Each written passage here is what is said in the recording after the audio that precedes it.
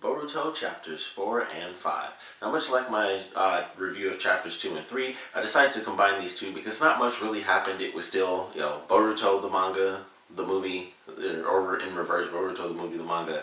And, there's not too much to really talk about outside of the fact that this really does encompass some of my favorite stuff that was in the film, and that's really the emotional element between Naruto and Boruto, specifically Boruto getting the kind of acknowledgement that he'd always wanted, and then of course him being busted at the end of chapter 4, and that leading into just a conversation which then gets completely interrupted by like supervillains, and that's going to go into all the action stuff.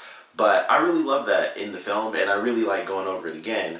This time I got the enjoyment of going over it with the Sukumis on, or Sukumis, however it's pronounced, I keep forgetting. But there are some funny things that came up because of that I hadn't really noticed before, didn't really it didn't really catch my attention. But the three big things that kept coming up, one was that Himawari just looked weird. That was something I did notice, and she just looked bug-eyed. It was just weird. Like every time they showed her, she would just look really crazy. Like her eyes would look weird. It was almost like she had the Rinnegan every time they showed her, because her eyes would just look so bugged out. It would look like there were multiple lines in there, and people were making jokes. It may have been one person because it's all anonymous, but they'd be making jokes about how she seems like she's probably the overlord and Boruto is like her little minion or something, because she looks just like crazy sometimes. And there's one panel, and it's a lot like the Mitsuki thing, where it was a small panel, and I swear it's like when they have characters and they have to shrink them down, they just look funny. Like she started to look like inexplicably super chubby, like in her face, and I was like, that's just weird. It was like, she's a skinny character, you think it would just be easier to do it, even if it's, a small frame. There's not much detail to her character. Even her hair is kind of like, it's fancy, but it's really simple when you really look at it. It's just like, man, that's interesting that it would, there would be issues there. But that was one thing I noticed. The second thing, which I believe I mentioned this before, but it's a huge deal for people, and it's that the women don't have breasts. Like, that's a big deal. Every time the women are on the panel, if you have the things on, it's like justice for flats and stuff, and people being mad about it. Any panel with Naruto yelling, people would be like, and I'm also mad that my wife is not flat, or he's only mad because he doesn't have breasts and stuff. It's really silly, but excuse me. It didn't really catch my attention until I kept reading it, and I was like, I guess. Like, I wasn't really I'm not looking at Boruto to check out, the characters and their breasts, so I'm like, it's not really occurring to me. But every time I read, it's like, yeah, you notice it when there's literally no definition. And then as I kept reading, I was like, for some of these people complaining about it, it's probably just because they want to see more boobs. But when I keep reading it, I'm like, yeah, it does look a little weird, because these are characters that have, defined bodies. They're grown women. And specifically for Hinata, it does look weird, because they even poke fun at that. There's some super old one-shot chapter that they have. I thought someone was actually crawling on me for a second. But I believe it was for the Road to Naruto movie. They did like some random one shot where all the girls are like in a bathhouse or something, and Sakura was talking to Hinata because like literally her breasts were floating, like because they were so big. And I'm like, I guess, like, I mean, I don't really need a focus on that, but it does seem weird, like when they show the characters, they do literally look like all flat chested, and it does seem weird. It's like it is weird. It's like when you notice it, it's just like, I guess that's weird. It's not that big of a deal where I'm like, justice for flats every time a woman is on the screen. But it was a big thing, and I was like, hey, I just figured I'd mention it because that was like the one that I would see the most. The other thing is that a lot of people apparently really did not see the movie. There are a ton of comments in the 5th chapter where a lot of people thought Naruto was going to die, because for people that didn't start off with Boruto the movie, you start off with the manga where, of course, we have that time skip where it's like, oh, Naruto ends up dying, and we have to presume Sasuke as well. So it's like, okay, a lot of people, I guess, thought this is where, Naruto would end up dying at. And I just thought that was so interesting. I was like, man, I know I was behind, but I still went to see the movie, or at least, saw the movie online, and I was just like, wow, it's crazy. So many people went to read the manga before, or, bothering to see the movie. And I mentioned that before, like, it's good for them because they don't know what's about to happen next. So I'm sure they get a lot more enjoyment out of the chapters, even though that's over now and it's officially into Boruto's story. But it was just interesting reading all the things where people are like, oh man, it's a death flag and he's about to die, this is where he dies at.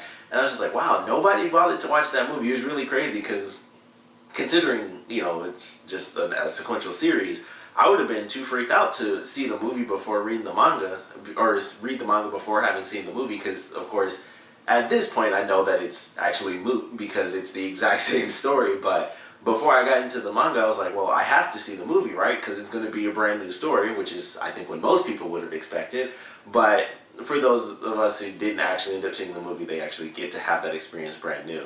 But it was just interesting. I was like, wow, this movie's like 2 years old, and there were a ton of people who were, reading this manga and, didn't bother checking out the movie, which is just very interesting to me. It's like you typically don't have that. It's like, you normally see the movie before reading the manga, especially considering the sort of creation, the life and creation of Boruto and all the characters. We had, I think the very first thing may have actually been Boruto the movie, and then it was the Sadara chapter. And then, of course, after that, the Mitsuki thing came out, and that was like just like weeks before the Boruto manga actually kicked up. And it was just interesting. I was like, man, this is so weird that you have these big chunks of story ahead of time, and well, of course these people don't know that, but I'd be like, man, I got to see the movie before I read the manga. I would have just assumed that it would have taken place after the movie, which any normal person I think would have expected that. But of course, it is Boruto the movie, the manga. But it was still enjoyable. Like I said, this chapter, it was enjoyable simply because it was some of my favorite stuff in the film, with Boruto getting like these little moments of excitement when Naruto would acknowledge him, and him feeling bad about himself, and him learning the lesson of not cheating. And that was a big thing as well. Like, a lot of people are like, how is it cheating when, people use ninja weapons and stuff like that? And I'm like, a lot of people, it was back and forth, even though that's pointless because no one can actually read them. But it was like, of course, it's not the same thing as him, like, spawning other people's jutsu compared to using, summoning a weapon or doing a summoning jutsu. It's like, it's a totally different experience. So, it's funny how people don't find it to be like the same thing. Like, oh, you can use weapons, but you can't like spawn a Rasengan. It's like, yeah, that's a totally different thing. I can pull out a shuriken. I can't just pull a Rasengan out of my ass. Although I guess you can now with the little the thing. But it was definitely some cool chapters. I thought the art was good too. That was another thing I noticed. Where I was like, it seems like it's sharper. Maybe some things just look better. They look really crisp. So I was like, I like this. This is pretty decent. There's only like one thing that really bugged me, and that was the final panel for Chapter 5, and it's with Kurama and Naruto, and Kurama just looked a little weird to me. It was mostly his face. Like, he looked really puffy, and I was like, that I'm okay with, because I think that's just a cool interpretation, because it's always fairly slick when you really think about it. Like, it's a giant fox with fur, but it always just looks very slick outside of, like, the ends of the tail. And this, it kind of looked like bushy, and I was like, I kind of like that idea. I think that's interesting, but the face just looked weird. It didn't seem as slender. It was kind of, like, fat. It was almost like a gopher face a little bit, where it was just like poofy cheeks, and I was like, that just looks a little weird. It wasn't like crazy.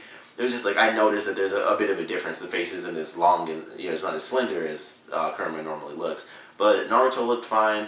Like I said, outside of the face, I thought Kurama looked fine. The rest of the chapter looked fine. They're just those minor things. Hinata had a big part in these two chapters where we see her a lot because Boruto's at home and then they're watching him at the stadium. So we see Hinata and Himawari a lot.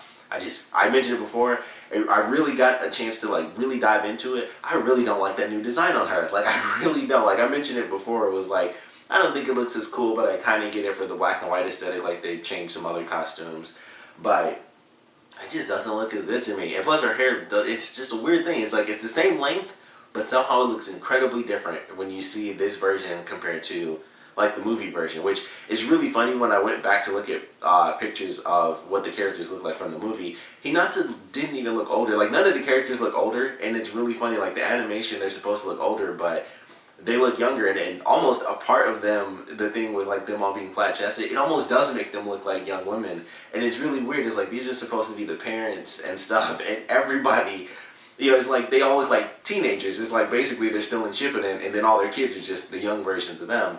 And it is kind of funny, like, everyone still looks insanely young for, having kids and stuff like that. And it's just really funny watching her. It's like, no one really looks that old. And Hinata certainly didn't look old in the movie. Like, she was even wearing, like, like the hoodie and stuff. And maybe that's why they changed that, to make her look more motherly.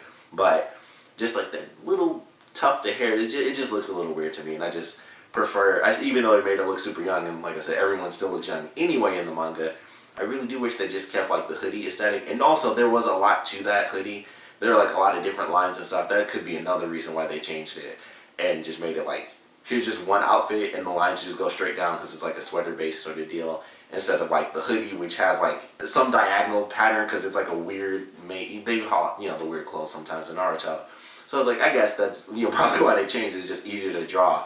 But still, just like, it just doesn't look as cool.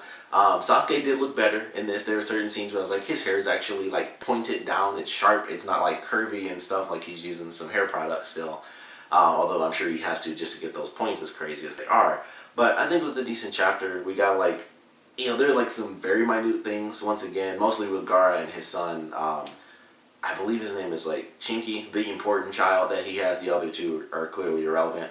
But we see the three of them go through the tuning exams. Two of them lose. Of course, the cool kid wins. And he says his name at one point. He's like, basically, I think there's like a typo in the translation, but it was like, don't mistake your ability to be more powerful than your enemies. Like, you need to stand back and basically help people evacuate. And his son was just like, he kind of paused for a second, like, I'm super tough, but my father doesn't believe in me. It was that kind of moment, it seems. He was like, yes, and then it was like a pause, and it was like, father. So I was like, okay, that's something that probably won't really matter for a while just because of, it being a monthly manga, so it might take a minute.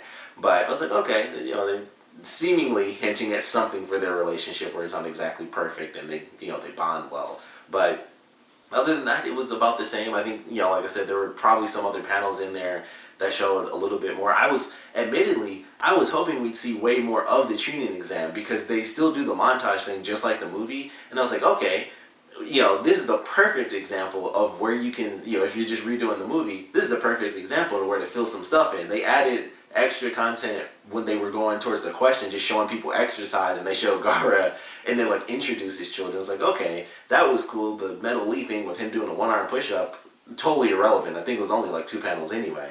But I was like, this is where you add some extra filler stuff to make it a little bit more worthwhile. We'll still be in the Boruto thing, but we get to see some new fights that we didn't actually get to see in the film throughout the tuning exams. Like, we could see how Gaara's kids lost and stuff. And I was like, no, we're just doing it exactly like the movie.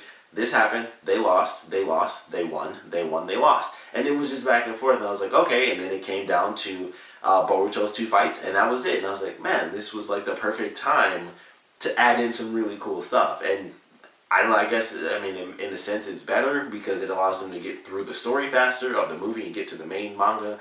But I was like, this was the perfect time to add in, with everything they're doing, add in some epic action fillers. We're already going into the action stuff too, so I don't know, maybe that's a part of it as well, because I know the next couple chapters are basically the end of the film, which gets bananas. So maybe they were like, we already know what we're going to do for awesome action, so why bother adding in some tuning stuff? But for all the people, people like me who saw the movie and are like, well, this is just a repeat, and we're still going through it just because, I don't know, I'm a super nerd, add some extra fights in there. I was looking forward to that. I was like, they have to add some fights. It has to be longer before everything falls apart for Boruto. They got to have those extra fights in there. And then I was going through, I was like, nope, they did the exact same montage thing. And that sucked. I was just, those are irrelevant characters anyway. Well, I guess the characters that lost were irrelevant because Chocho was in there. I don't even remember the other kids. I think Chocho and then the other 2 were Gaara's kids. Sadara won her fight. I really would have loved to have seen her because I remember when I saw it in the movie, I was like, damn, she just killed that guy because she punched him so hard. People even said that on the thing in the manga. It's like, no, she's disqualified. She killed that kid. So would have loved to have seen her fight if it wasn't longer than that one punch because that kid had to have been dodging considering how she ended the fight. Like, that dude is dead. But, we just went through kind of the quick succession of stuff and I was like, this is where they should have expanded, like give us some new action sequences. And that way, maybe we'll see that when the anime gets around to it because that has a million years to go before it even catches up to Boruto the movie because they went so far back in time because the manga is monthly, so they have to add even more fillers. So, I don't know, maybe that's what we'll get to see eventually when we get to, I guess, the 3rd version of Boruto the movie, when they finally do it in the anime, and then we get to see, we'll get to see more fights. We'll get to see Sadara's full fight. We'll get to see, other people fight. We'll get to see Gaara's son do his full fight. Maybe both his children. Just, they need more fillers, so it just makes sense. We'll probably get to see every single one of those fights, and I wouldn't hate that because we don't really, at this point, even with where the manga is currently, I'm sure there aren't too many fights with all these different children. So they probably get some focus, I'm sure. Like, obviously, I'm just guessing, but it would have been nice to have seen it right here, and they kind of just went along with the story of the movie. So not too much, really added to it. But like I said, didn't really hate it. It was probably one of my favorite parts of the movie. Definitely my favorite emotional moment. So it's kind of teetering because the action was so good. I was like, I kind of want to go for the emotion as my favorite part. of Boruto the movie, but it's like, I don't know, they did some really good action that I wasn't expecting. I didn't think it was going to be as cool as it was at the end of that movie, so it's like, it's at least my second favorite part of that entire movie. So these two chapters together were definitely fun to kind of go over again, just for that emotional element. And then getting into the action, like I said, I thought the art was actually pretty well done in this. It seemed like it's getting better. So looking forward to these next couple of chapters, finishing out the story and then getting into Boruto's official story. I know one of the chapters is actually called My Story, so it's going to take forever, and then it's like, hey, finally we get to some new stuff. But I thought this was actually pretty good. I like these two chapters, especially reading them together, because it was like the emotional epicenter of him going through, you know, the main stuff and then cheating the exams and stuff like that. So certainly enjoyed it, but of course would love to know what you guys thought about these two chapters. So please comment below, let me know your favorite parts about them, your least favorite parts about them. You know, it's kind of an odd question to ask where you guys think it's going, because of course it's Boruto the movie, but there are a lot of people who don't know where it's going at this point. I think everyone does if you're watching this, because